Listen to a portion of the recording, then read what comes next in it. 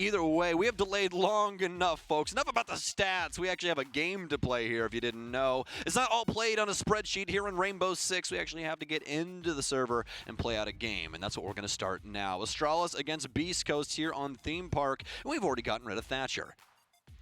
All right, so we did get a call for possible rehost there, so we'll update you guys if that ends up happening. It looks like that may not need to happen either way. Thatcher's the first operator off the board, and we're more likely going to finish these bans regardless as we follow it through. Zero is the follow-up to that one. That's an interesting pick, but makes perfect sense considering the increased pick rate we've been seeing from Zero, not only throughout this stage, but looking back to like stages 2 and 3 of last year as well. Started to see him in more and more maps, and unfortunately for Zero's sake, Theme Park is one of those, so he is going to be high on the list to be knocked out here. Mirror will follow that one up, making perfect sense for normal reasons. Super interesting stat about Zero in the current moment is that his ban rate is actually higher than his pick rate. 7.5% ban rate, 6.8%, excuse me, 7.5% ban rate, 6.8% pick rate. So pretty interesting stuff there, but the maps that he's good on, he's actually great on. That's the big thing. You get so much info as well as having that secondary hard breach and access to 2 really strong guns. He's always a good choice, but it looks like we're going through with the lineups initially here. I'm still waiting to see if we're going to have a potential rehost initially, but I think we're good. We'll have to see. So hopefully so, but either way, we're going to have Astralis starting things off on defense, and they're heading towards lab and storage. All right, so we'll make sure that everything is good to rock and roll. I believe that is the case. Someone said, never mind, he lied. So I think that means cool. we're cleared in the chat. So. That's awesome. All right, so back into it here. We'll pay attention to our repicks as well and see what exactly is going to happen. We've already got some interesting stuff brewing in the repick department, but we'll wait till that gets locked in to talk more about it.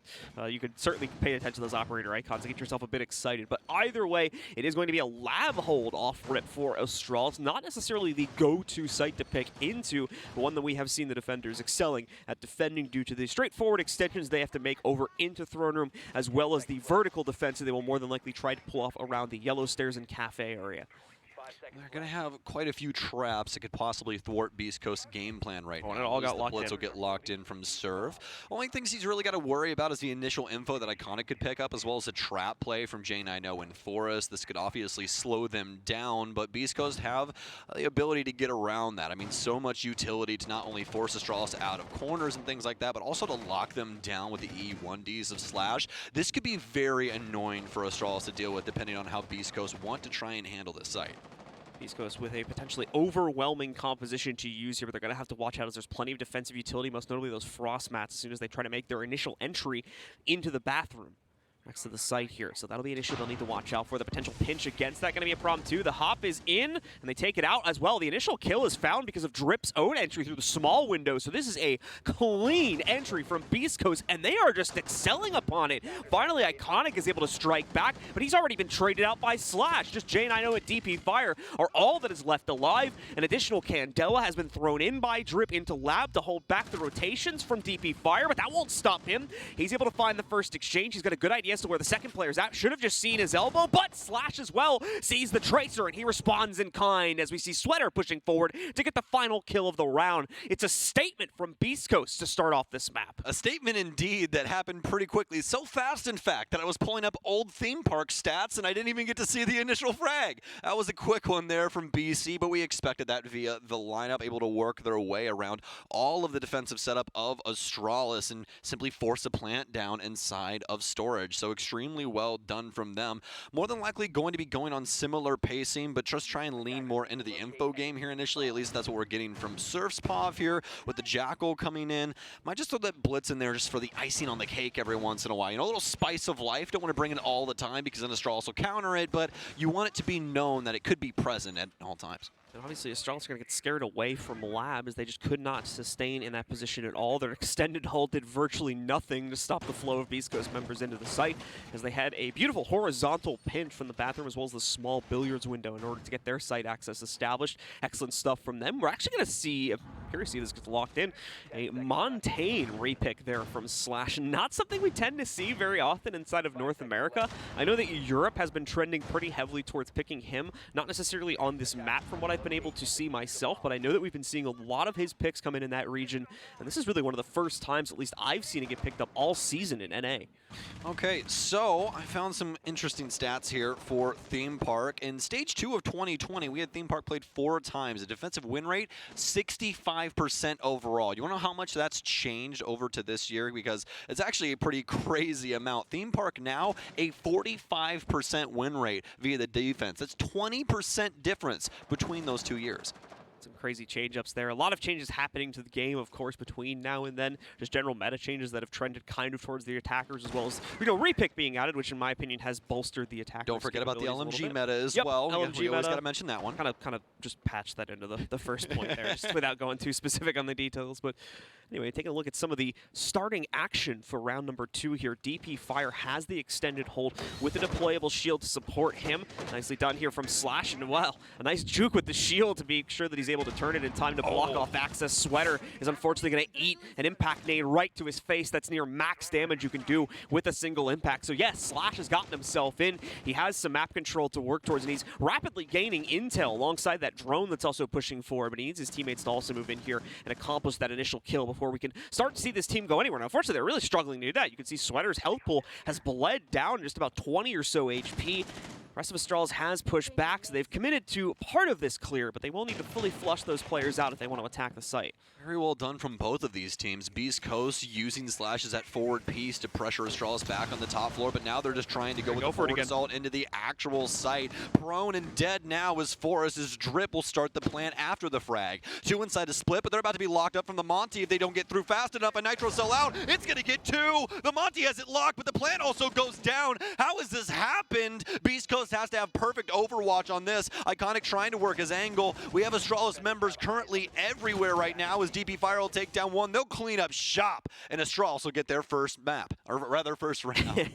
That's the big issue there for Beast Coast in trying to attack the site directly. It worked out fine in the first round because it happened so quickly, but the control was gained just a little bit too slowly, and too many players were lost, especially after that double kill Nitro still went out there for the members of Beast Coast. They just did not have the player power to be able to maintain their presence in the site and keep their post plant stable. Those 2 overwatches, if you saw them on the silhouettes, were well around the corner over by like Gong. They were not in range to be able to assist with stopping that retake. So Astralis quickly swings in, gets back their site, and gets their first round on the board. I like the fake pressure upstairs from Beast Coast initially. They use the Monty to force everybody back, so it looks like they're going to try and play for vertical control. So Astralis goes for the counter there. Okay, let's keep presence. We'll just play around this area, try and hold angles. Maybe somebody slips up. Maybe we can get a pick here. But that doesn't happen. Beast Coast immediately doubles back. They go downstairs, and they go for the maintenance breach instead. I think it's a really, really strong idea. The biggest issue there was the site utility is getting in the way. If that Nitro Cell doesn't go off in such convincing fashion, Astralis is in serious hot water in that situation. They're both stuck inside of splits. The Monty's going to be able to hold that down, and he'll be able to call off all of that information that's happening inside of that area. So it's just been very hard fought from them from that moment on. But very well done from Astralis to counteract that immediately and not let Slash lock them down. All right, well, let's see if Beast Coast quickly make up for that. A few more interesting wrinkles coming into their operator lineup. Now they've locked in their repick. Slash specifically on the Nook, going to try and see if he can make another sneaky insertion here on the 3rd round. Alongside that, Flores also going to be added in, and a comfortable pick for Surf as he's been struggling in these first 2 rounds so far. He'll head over to the Twitch, see if the F2 will help him out, and maybe if he can sneak off a few pieces of utility with the Twitch drone. You can see he's already working on that too, as he's got one of them inside of the site right now. Indeed, working on this bottom floor right now is Anthony trying to drone out tellers. Set of Exkyros on the top hatch here into security, so they can drone out this top floor and see initially what Astralis' setup is going to look like.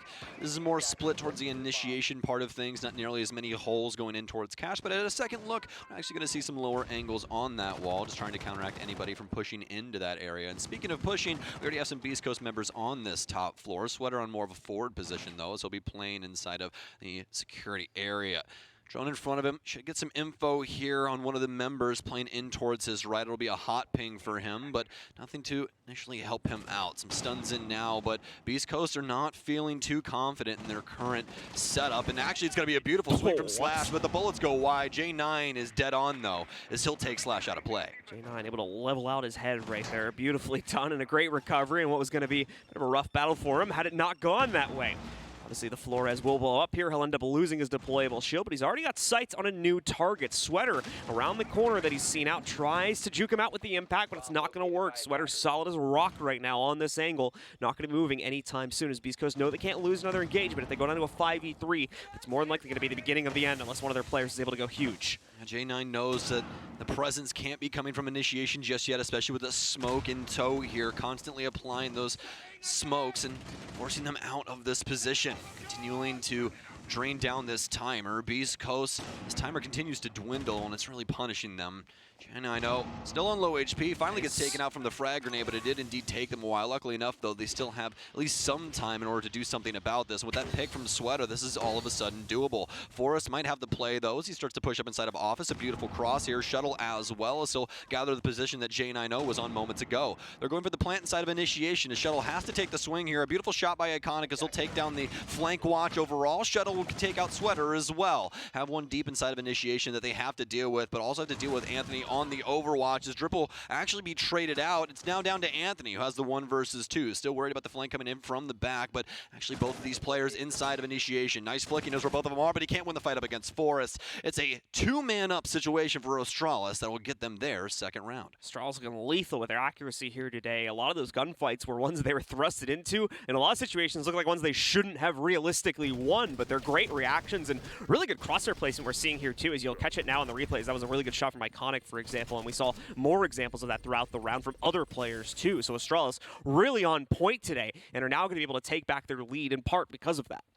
A strong round there from Astralis, just forcing Beast Coast into a really bad situation. They just didn't have the control they necessarily needed. They tried to attempt to play the cross there for waiting, but that didn't work out. Iconic with a perfect counter to that situation. If you notice, he was trying to pre-fire just for that box that sits in the hallway, and fortunately enough, guy was just on the angle chilling in there. So, don't even know if he noticed he got the kill until he saw like the corpse just randomly lean into the hallway. Like, all right, yeah, well, that's convenient. Cool, I'll take that. Yeah, buy one get one free, I guess, or something along those lines. But either way, Astralis now with 2 rounds off of the back of that, just forcing Beast Coast into a box that they couldn't necessarily defend out of. So now Astralis shifting gears, they'll head over to Bunk and Daycare to see if they can find yet another successful defense. Meanwhile, for Beast Coast here, locking in almost an identical lineup to what we had in the previous round. I say that, but we do see at least one repick coming in, and it's the most interesting one, at least for me. Never mind, though, it gets canceled out, so ignore what I was saying. We had that potential Amaru pick being flirted with there by Sir, but they decided not to go for it in this round, as we've seen her slowly being picked in now that they can really cheese her way into rounds with that sort of play.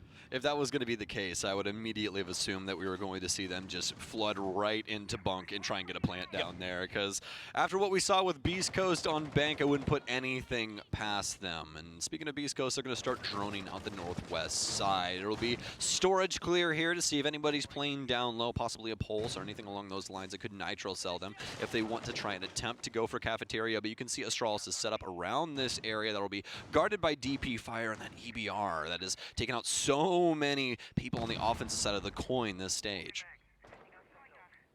Slash has made the entry from down below and is working his way over towards taking Yellow Stairs positioning. Pretty much has already accomplished that too, as you can see. Just probably going to hold there to see if anyone from Astralis makes the mistake of rotating down directly into his crosshair, but more than likely Astralis is aware of Slash having taken this control. So things will go into a lull point, it looks like, for just a few seconds here as Beast Coast try to figure out what the next step is going to be. Most obvious follow-up is going to be to try to pinch out Arcade through Cafe with Slash's lower position on top of their strength currently built up outside of Cafe. But we'll see if they end up following through with that over the next few moments. Sweater, similarly as you can see, trying to get in position with the rest of his teammates now so they can really, truly commit to this.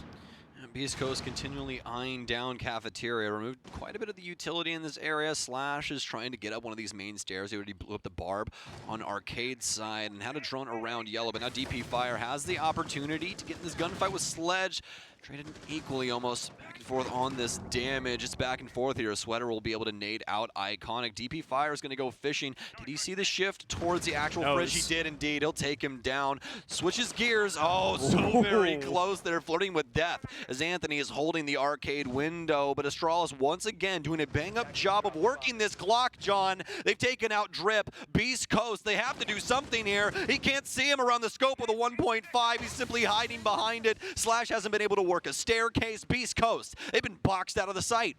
Slash going to see if he can get a nade in the right position here. Pretty sure it got 8 up. Yep, right there you can see it by an ADS. However, so unfortunate for him. But at the same time, they're going to be able to swing all the way up top, it looks like. I don't even know if they noticed they got on the staircase because he just made that round pretty quickly. But Regardless, things continuing to look good here for Astralis as they maintain a 4v2 advantage in this round. And for Beast Coast, they're not really in the building anymore. Sweater and Slash really have no positioning to work with. Good drones there, obviously, and a very convenient spot for Sweater to be able to notice that. But now he's got to get in a position where he can still execute onto this player. No Adrenal Surges left, so no additional heals remaining here for Sweater either. Tries to go for that pre-fire onto the Aruni, but missed the opportunity. DP Fire is still staying nice and safe, tucked away. Shuttle spawned after their pause. We'll have to see, but for Beast Coast, I think it really comes down to just trying to play more around their post plans. Drip has 3 plants, but they only have a singular round right now, John. And that's also just for, conversation's sake. Drip, as I mentioned earlier, is tied for the second most plants in the league with Forest and Marmalade at 11. So this might just be, one of those ailments that happens to teams sometimes where they're really, really focused on getting that objective down, but sometimes the objective isn't the best play in a certain sense. It can get you locked into something that you weren't necessarily ready for initially, and that's what's happened here. Astralis, time and time again, has been able to thwart Beast Coast's efforts in holding that bomb down, and it's just been extremely, extremely difficult for them. DP Fire continuing to hold out here for any sort of spawn peaks he might be able to work towards. Missed the opportunity, though, unfortunately. Anthony, as well as the other member of Beast Coast that is up here, have already passed by, so opportunity lost there. Not too big of a deal for Astralis, so they've had no problem controlling things inside the building as well as out, so not going to stress losing that potential kill there. For Beast Coast, though, it does look like a much slower, more measured entry coming in for them, just looking for that initial zone of control, that staging ground, if you will, they can take for themselves, and they have already found it, but they're going to need to break this little bunker that's been built up inside of Throne Room to continue pushing forward. That'll be a priority for them. It does, of course, still leave this upstairs area unclear, which means DP Fire will have some pretty nasty flanks he can pull if we do not see that happen at some later point. Quite commonplace to have somebody downstairs inside of the Throne Room, but also quite commonplace to have people roaming around upstairs. This is something that Beast Coast has to peer in and attempt to try and figure out.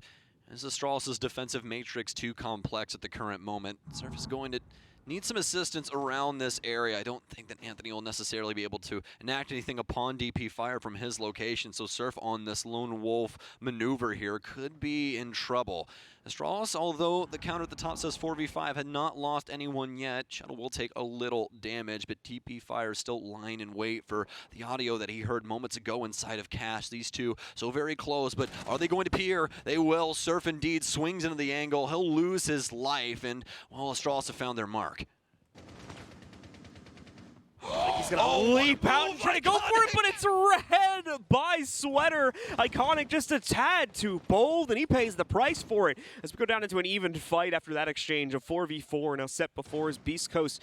Maybe still looking to try and tie things up here in the first half after all, but a bit more work still to be done inside of this round and a bit more clearing to be made as well. You still have DP Fire and Shuttle maintaining upstairs positions, which have, for the most part, been ignored here by Beast Coast. They've kept a casual flank watch near hatches. In terms of trying to prevent that, that's it so far. But that hasn't been much of an issue. We can see Slash finding the first pickup as entry. Shuttle looking to respond, but he can't find Anthony through the floorboards here. He's moving too much. Gets out of the way of that one. Shuttle now trying to re-engage through the hatchwork, but the problem is they know that these players are upstairs now. DP Fire has himself a bit of an obstacle here inside of the lower arcade area. Sweater is going to be able to take him out, and it seems that Beast Coast are holding despite the ignorance of the upstairs play. Plan will go off successfully, and now Beast Coast have assumed hold of the actual site. It's all down to J9 now with very minimal HP, but Sweater will take him down. The LMG ripping and tearing its way through this Astralis defense. It looked like they had a pretty good opportunity initially with their setup upstairs, but not making good on that promise made it to where it was just a bad apple overall. Also, Sweater just being literally everywhere he needed to be at once there. Picks up 4 kills over the course of that round, so beautiful stuff from him, and stopping what would have been the problem areas for most of the members of Beast Coast there, and all those rotates coming down from the upstairs setup that you had just mentioned. He takes care of literally every player that tries to work their way down. So beautiful stuff and great play to save Beast Coast's position in that round. Yeah, just so much headway made, and really nothing Astralis could do about it from that upward position, just like we were talking about. But, I mean, Astralis, I still think that there's a solid opportunity that they're going to take this here as they head back to Throne. Even though Beast Coast will have Slash yet again here on the Monty, will they try and respond to this defensive setup in the same way? Last time we saw Slash get very forward into waiting, then back off with the rest of the Beast Coast squad, and then move down to maintenance for an immediate explosion of the wall and entry to try and get a plant down. It went off successfully, but 2 Beast Coast members were lost, and Astralis ended up picking up the round off of the back of that effort. Also a pretty cool caveat here for the Astralis lineup and their captain, their IGL Shuttle. If you guys didn't know, the last time Shuttle was at LAN was actually DreamHack Valencia 2019, where he won with Rogue. And John, you're going to love this lineup, let me tell you. Not only was there Eclipse easily and Vertical on that team, but Slashug was also on that team with Ranger as their coach. Yep, that's a very old school lineup at this point for people that have been following Siege since way back in the day. That's like right when I started as well.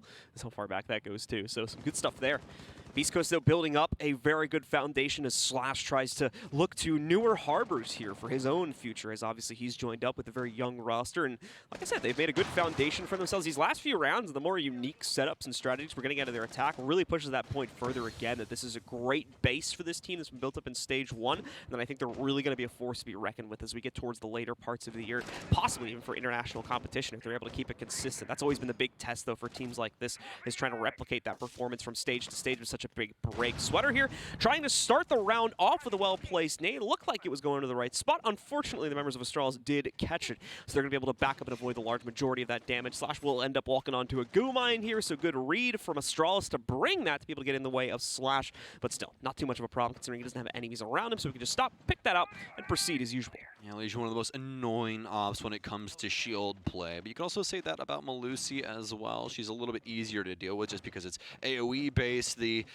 ability to actually get a needle inside of a shielder as Legion is always a great exchange you could possibly have. You can always pressure them and force them to try and get into that animation while that damage ticks down. They also can't sprint and things like that, and every single time Slash is going to have to pull it out. So now down to 1 minute and 10 seconds here as Slash is trying to find an entry point. Doesn't necessarily know where these Astralis members are at the current moment, although Beast Coast does have quite a few tools still to gather information inside of the site. Astralis still have the top hold as well, so they could start to pressure some of these angles that Beast Coast have set up around this space. Iconic will hold things down inside of Armory for a time. J9 will finally lose his life upstairs. The Sweater continues to try and hunt down the lone member of Astralis. Slash going to be able to follow through as he actually picks up a kill on the Montane, believe it or not, while trying to entry in. He's going to run into some problems now, however. Another Gumon is impacted against him, and he's stuck in the middle of the site. Going to try to deploy that, get himself out of a bad position so that he can reignite in a few moments. DP Fire also above the fray right now, but he's completely missed the player holding lower. Dragon Drip is well on his way to a plant. Shuttle's been boxed out, and that just leaves DP Fire, who just missed a great opportunity to pick up a kill on flank. Slash is down, possibly bleeding out from that Gumon if he was never able to take it out, but either way, not a big deal at this point considering it's even beyond him. Still a 3v1, and DP Fire, as you guys can see, has pretty much non-existent access to this site here. He's just hoping for a good angle as he peeks back in from yellow side. I do believe as well that Anthony just heard him drop down. He certainly heard him now that he's shot, so the intel's gone out. They're going to be setting up to stop, and more than likely, this should be a pretty straightforward closeout here to give Beast Coast yet another round and tie us up at 3-3 for halftime. Yeah, I feel like that's more or less what the round was supposed to look like the last time with the Monty play. Beast Coast with initially a great job, or rather Astralis initially with a great job of holding back Beast Coast on the top floor. Got some pretty strong frags, but then Beast Coast able to play it back into their own favor, especially with Slash. I wish we got to see how that Monty exchange went down. I don't know if he just got a lucky hip fire kill there or necessarily what happened, but that was the big play there to open up the site and actually make it to where Beast Coast could work their way in and get that plant down successfully. So we're finally through Beast Coast's offensive half, and wouldn't you know it, Drip had 5 plants out of 6 potential on that side. That's a pretty interesting stat line, to say the least. Definitely Beast Coast making some serious impact in their map clearance capabilities, and really, like, again, just to push the point forward, there was like multiple rounds where they kind of broke the rules of Siege a little bit here, didn't clear out those extended games to any extent, and just brute forced the site. And as you mentioned, in a large majority of those cases, despite the factor of having constant flanks bearing down on them, still was able to get a plan off. So really solid kind of team push I'm using this word a lot. Really solid, like team grouping being built up here for Beast Coast to allow them to make these types of pushes with fairly minimal consequences befalling them, except for the lost rounds, obviously. Yeah, Siege is one of the games that is extremely hardcore on the buddy system. You really need people there around you in order to be successful. Yeah, you can go off and lurk and try and get some things done on your lonesome, and yeah, it could work out sometimes, but a team effort is the best way forward in this game 9 times out of 10, and that's what we saw out of Beast Coast lineup as they were able to spearhead their way into the site and force plant after plant after plant. But now we won't be talking about that any longer, as Astralis has came in on the offensive side now with their own flair, as DP Fire will be bringing Nomad in for the very first time. Slow start for both teams here in the first round of the second half. No, okay, never mind. I'll just shut up. Jay Naito gets the opening kill on Slash. Why do you speak words? Why do you do that? Looks like Slash just like peeked out a little too much into that window there and got his head popped off. So it happens to the best of us. It's very unfortunate for Slash, especially since he is the Vigil. There's really nothing else he's going to do for the team here. But luckily enough for Beast Coast, the IGL will now have Overwatch on everything that's happening across the map. So could have some solid calls coming out here soon. And Sweater with a potential kill. Don't know if you heard the hop in, but oh, what a read from DP Fire. Just pre-fires through the cash wall, takes down Sweater, and Beast Coast already worse for wear. It's down to Anthony and Drip, so they're going to have some prevention from the chunk, but past that, it's going to require a valiant effort from both of them to pull them out of round 7. So we found out what the P stands for. What? Pre-fire. The P where? Which P? DP Fire. DP. Okay, that took way too much explanation. Oh man, I'm sorry. That's why I was like, let me get it. The moment had passed. Anyway, back into the action here. We've got a lot of movement from Astralis right now. Certified joke ruiner, by the way. Opening up, I believe that's a connector hatch downstairs to be able to get them access into throne room here. We do have Drip waiting around the corner, watching this, however. So if Astralis try to push into it, more than likely he's going to be able to catch those players and punish them to a pretty hefty extent. Aside from that, though, Anthony waiting in sight. No, Drip just completely punished out, leaving Anthony all by himself in a 1v4 here. Astralis are cleaning house, not really leaving much room for response for Anthony. Oh, trying to work this LMG though at that range. It's so rough. Interesting pick, by the way, on the Nova. There were an AK pick from the attacker. Not usually what we see players go for, but obviously could just be preference in the situation. Yeah, and, you know, we won't say you're costing yet. You know, you're getting your kills. You know, that's the big most thing. people pick the ARX. I just wanted to point that out. It is what it is. The big thing about Siege is that, you know, guns are preference. It's a one-shot headshot game. The AK has more rounds, and that's beautiful because then you can, you know, spray down walls upstairs and you don't have 5 bullets remaining if somebody tries to fight you. But the ARX, I think I did pretty well with it in that show match a few years ago. Yeah. That was, wow. You're calling back all the way to Raleigh. Yeah. That was my main weapon. Whew, that was forever and a day ago. That was super fun though. To this day, I still remember the warm up from that game because that's when we scrimmed. It was if any of you guys at home remember, it was the Raleigh Major Show match where it was Team Intero versus Team Kickstar, and we all got drafted on stage and everything. It was a really fun event. Always one of my favorite Siege memories for sure. For sure. Yeah, always a good one. But past that though, I always remember the Tachanka play that happened on that game where it was all hype and I literally botched the kill so bad. I think I killed the old owner of Norarengo, if I remember correctly. So either way. All right, well, let's take a peek here. Beast Coast, keep in mind, of course, still fighting for that number 5 position. You can see they're currently in 6th place at the top. If they can win this game, they can improve their chances by just a bit. And more importantly, improve their SI point takeaway from this season, which is going to be very important, as unfortunately they cannot get to the major to be able to earn any there. It's where most teams are going to be able to earn the lion's share of theirs between that one and the, I believe, 2 others that are supposed to be happening throughout the course of the year. Away from that, though, Beast Coast here is still struggling in this specific game. So if they want those points, if they want that placement, they're going to have to step this up a bit because Astralis gave us a show on that first round. Don't believe a single player ended up going down over the course of that first round there. So clean slate. It looks like Beast Coast have gone back to the same site once again, trying to defend out inside of throne room here. We'll see, as there has not been much change. Or actually, there has been a big amount of changes inside of the operator lineup specifically. Positionally, though, we're still seeing a lot of the same thing. Just some of this initial posturing upstairs to try and waste the time of Astralis. But again, unfortunately, Astralis is just so good in most aspects of the game right now. Intel here specifically, they're going to be able to hunt down these extended players without too much of an issue. Surf going to become the first victim. This is exactly what they were talking about on the analyst desk. Iconic, he's inevitable. He's going to find a gap, and he's going to try and cut off a rotation. It works out masterfully for them here. Surf to fall, and it's been a rough game from Surf the entirety of this theme park thus far, which is a far cry from what we've seen from him this stage. He's actually currently tied as the best entry player at +7 with Hyper, so that is slowly dwindling here and could be an unfortunate end to a pretty fantastic stage 1 for him. Sweater doing fantastically, though. We mentioned the one round, I believe, for him where they were able to establish Overwatch and close out a large majority of the rounds here, for a large majority of the kills in one round for the members of Beast Coast. So some great stuff has been seen from him throughout the course of this stage so far, as well as inside of just this game. Looking to continue to push the team forward and maybe allow for Beast Coast to truly come back and take the lead, but things continue to look good for Astralis after once again Iconic got that opening kill against Surf. And it's just the issue once again of making the transition down to the first floor seems to be the main cause of delay now for Astralis. He's going to be a bit dangerous though, as we've come down to the final 45 seconds, and they're only just now starting to attempt to open up the wall. They're not even going to be able to do it because they failed to take out the mute jammer on the other side. The good news is Iconic has struck once again and has taken out a second member of the team in Slash, who's now gone down. With only 30 seconds remaining, Astralis have to hightail it into sight. It's getting easier and easier by the second. Like, this is not the direction it's supposed to be going. Anthony's now taking damage. Drip, he's got the oversight on the breach, but Iconic, he's got one. He's got a quad. He won't be able to get them all, but it's a flawless off the back of his efforts. Astralis simply walked through Beast Coast. They had 0 access points into that site. No walls were open from what I could see. Just shoot him for it. They had that hatch open and connector, I'm pretty sure, but that was it. Have you ever that doesn't let you see anything into the site itself. You have to peek that to give anything away. You ever consider just winning your gunfights? Just win your ones, John. Like Astralis clearly.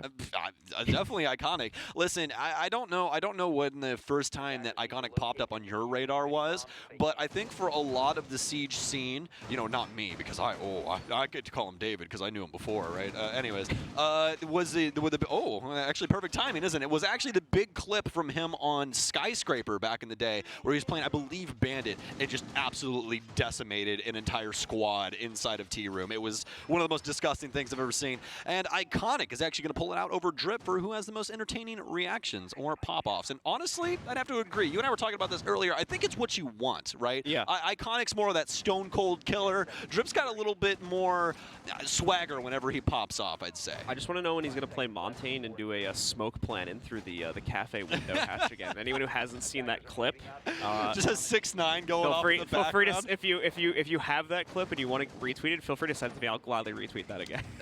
That is one of my favorite Rainbow Six Siege clips ever.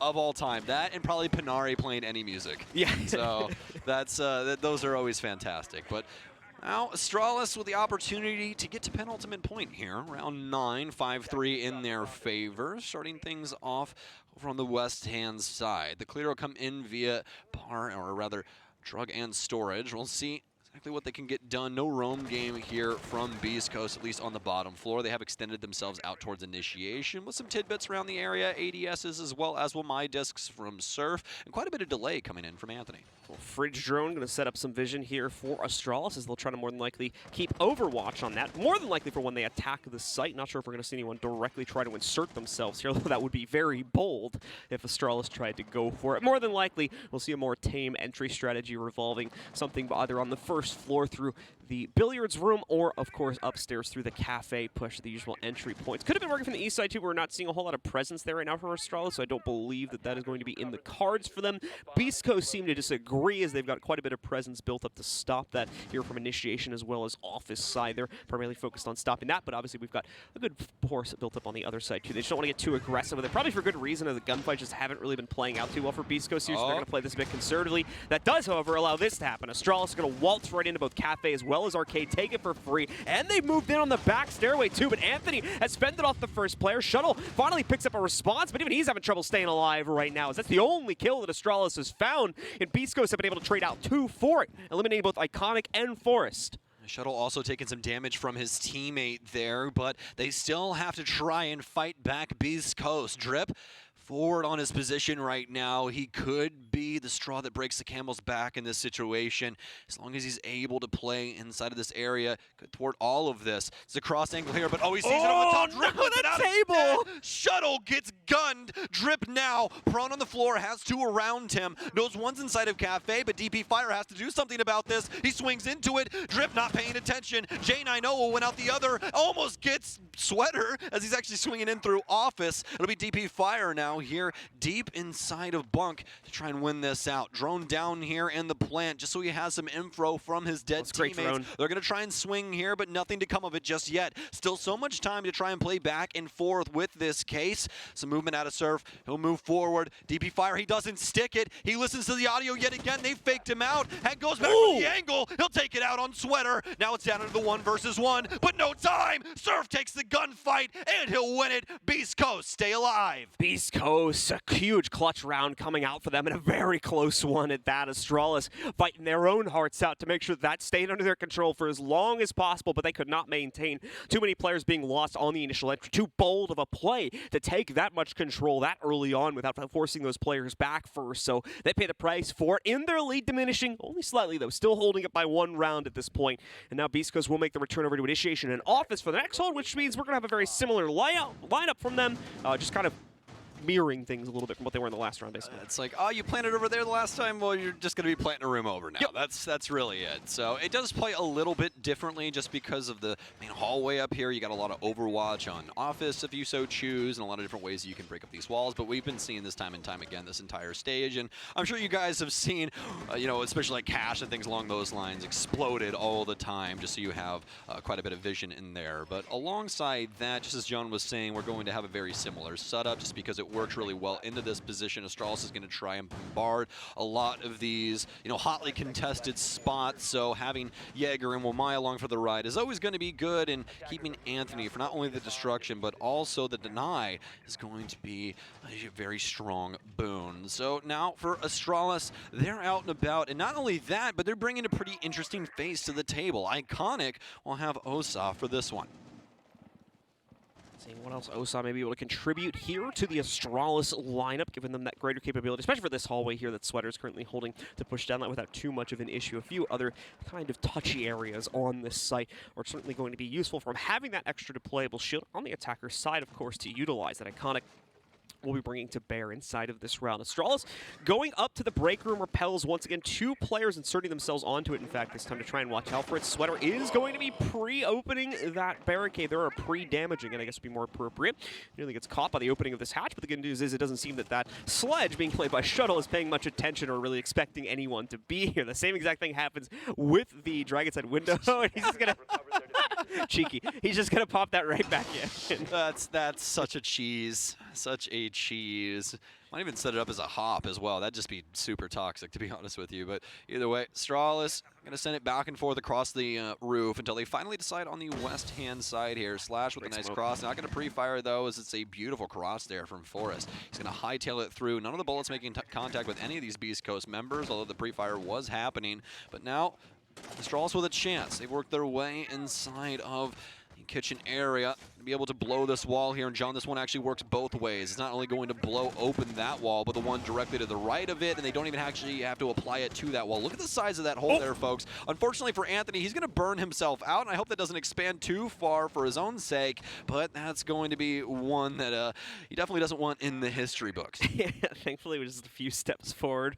Thought for a second he'd completely burned himself out of position. Oh, this is so dirty, too. Just popping up, throwing these away, and then immediately dumping them down. But continuing to see Iconic here. Chucks in a nade. That should finally deal with this position. No longer are they going to have to deal with a pesky bit of those incendiaries, but they'll still have to deal with them overall, as there's plenty in the kit and in the arsenal of Anthony.